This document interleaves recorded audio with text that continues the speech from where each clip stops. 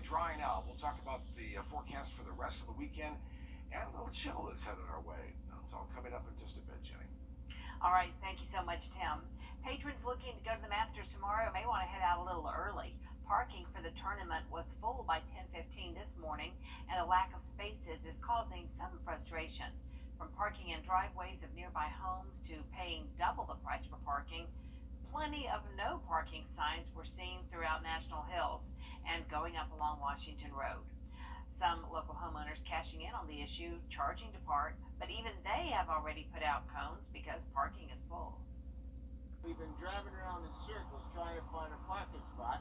We're even going to the subdivisions where people are accepting parking and they're full. The cars are parked all over the street. There's police running around. They say they're going to tow you. It's just awful. A lot of people trying to enjoy the Masters, there's no doubt about that. Even though parking may be an issue to some, others say it's all worth it and they're looking forward to the weekend ahead. Now that Masters is officially underway, we can confirm there's a huge fan favorite. Brad Means joins us now live at Augusta National. And hey, Brad, no surprise here.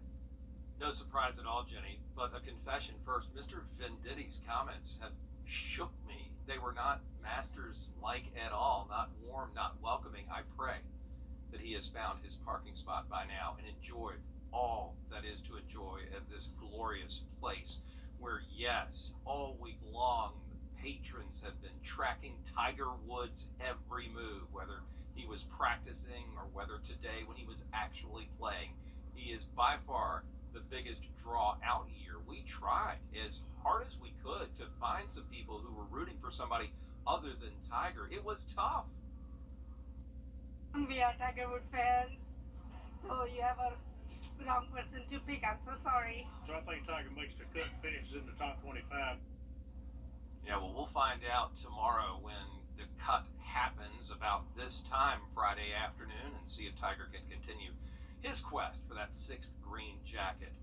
Well, the weather, as you can tell, has finally cleared. We are not having any of the rough stuff that we've endured during the first part of Masters Week, and that made for a wonderful day for many here at Augusta National, as News Channel 6's Mary Calkins shows us. When it comes to attending the Masters, patrons tell me nothing can rain on their parade, not even the rain. The first round of the Masters began with a ceremonial tee shot. Patrons poured through the gates, eager to see Tom Watson, Gary Player, and Jack Nicklaus. Before he teed off, Watson shared what a big moment meant to him. I would like to say how honored I am to be with Gary and Jack. Really, I've watched this ceremony many times in the past with Arnie, Gene Sarazen, Byron Nelson, and to be a part of this thing, I'm truly humbled. And with that, the 86th Masters Tournament is officially underway. And patrons say the rain was not going to keep them from experiencing Augusta National. The rain's not going to stop us. If it's not stopping the golf, it's not stopping us. Patrons say the morning showers only slightly impacted their day, but they didn't mind. We walked actually 30 minutes from here from our hotel in the pouring rain all the way here this morning at 6 a.m. So we're excited about it. Not at all. I did sit in the car a little bit longer than I probably would have, but I have my bun here, so I'm ready to go. If it pours down rain, I'm still here. Still expected to be nice outside eventually, but it's just changed, I guess, where we're going to stand at certain times, so we'll see how it plays out. The skies cleared up for a beautiful first round. Patrons say even if it were to start pouring rain again, they still would not consider leaving the tournament. No, we never leave this opportunity. Not at all, especially not for my first time. Nothing's keeping me from here. At Augusta National Golf Club, Mary Calkins, Wjbf, News Channel 6. Good to see the patrons and the players getting a much-deserved break from all that bad weather. I know Tim Miller's enjoying his break from it as well, working so hard all Masters Week.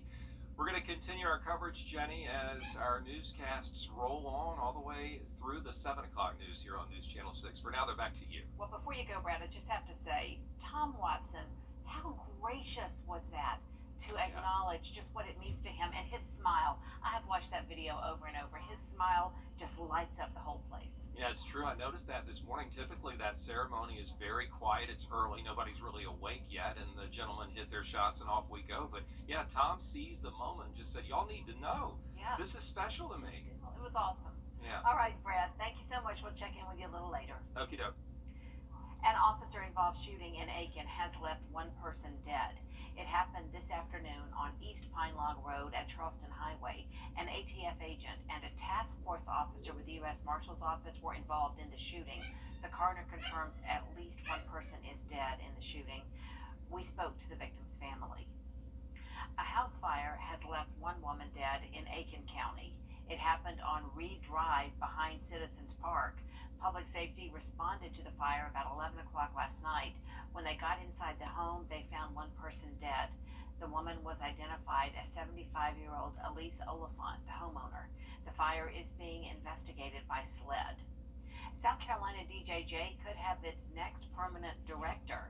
South Carolina DJJ could have its next permanent director. Director Eden Hendrick was named acting director back in September. Today, lawmakers questioned her on why she wants the position full-time. She says she wants to make the department safer for workers and inmates.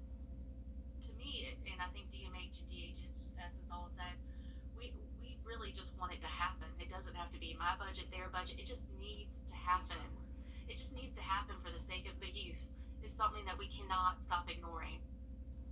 The subcommittee gave Hendrick a favorable report. The full committee will take up the nomination soon. Coming up, floodwaters rising in the